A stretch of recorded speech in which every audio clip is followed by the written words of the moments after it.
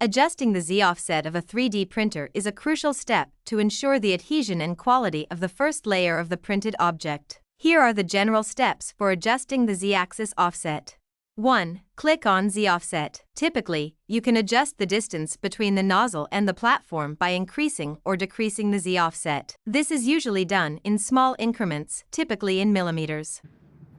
2. Determine the adjustment direction. Before starting the adjustment, it's important to determine whether to increase or decrease the Z offset.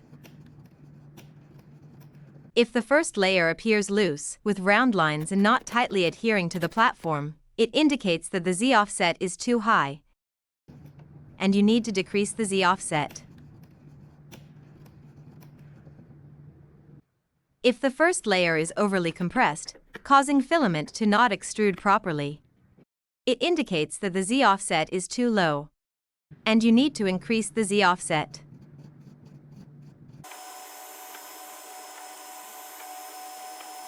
The ideal state is when the first layer lines are flattened, smooth, and adhere well to the platform.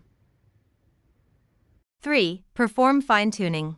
Rotate the knob to adjust the Z offset, ensuring that the distance between the nozzle and the platform is 0.1 millimeters. Note, this is not the 0.1 millimeters displayed on the screen but the actual observed distance between the nozzle and the platform. You can also use a regular sheet of paper as an aid. Adjust the offset until the nozzle just lightly touches the paper. 4. Repeat adjustment. Based on the results of test printing, if further improvement in print quality is needed, repeat the above steps, fine-tuning the Z offset until the desired printing effect is achieved.